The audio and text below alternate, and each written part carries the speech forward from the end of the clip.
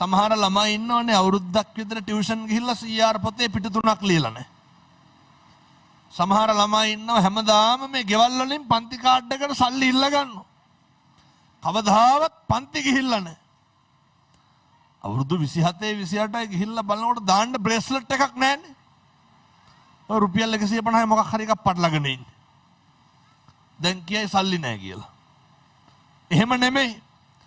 අර ඒ පාවිච්චි කරපු මත්ද්‍රව්‍ය ඒ අනවශ්‍ය විදිහට වියදම් කරපුවා මේ මත්ද්‍රව්‍ය දුම් වැටි මේ සියල්ලම මේ තරුණ අවදිය අපේ ගෙවල් දොරවල් නැති කරලා විනාශ කරලා ඉවර.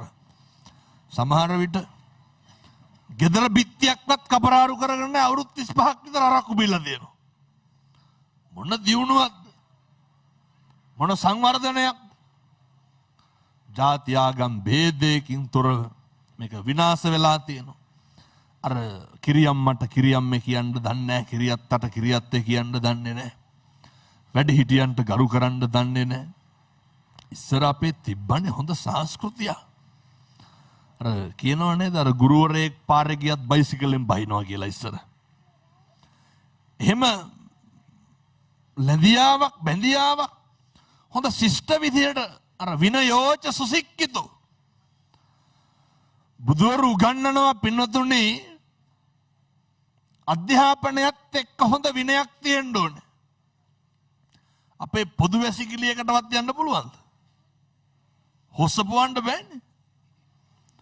පාසලකවත් වැසිකිළියකට යන්න බෑනේ. මීටර 2ක් විතර එහා ඉඳන් මුත්‍රා කරලා තියෙනවා.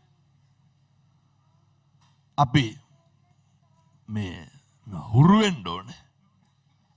අඩුම තරමේ වැසිකිලි කැසිකිලි කරන්නවා. අපි හරි අපේ පොදු ආයතනයක් ගන්න. බස් එකකට නැග්ගා සීට් පතුරු ගහලා කාලා ඉවරයි.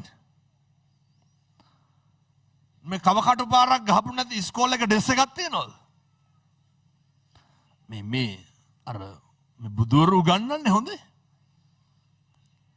අධ්‍යාපනයත් එක්ක ශිල්ප ශාස්ත්‍ර හැදෑරීමත් එක්ක හොඳ විනයක් තියෙන්න ඕනේ. ඒ විනය තුලින් පුරුදු වෙන්න ඕන අර හික්මීම තියාගත්තාම හරියට අනේක ගැන හිතන පුරුද්ද තියෙනවා. පන්සලක වුණත් පොලිමේ යනකොට බලන්න කවුරු හරි පොලිමේ පැන්නොත් එහෙම මොකද? තඩි ගහන්න හදනවනේ. ඇයි අර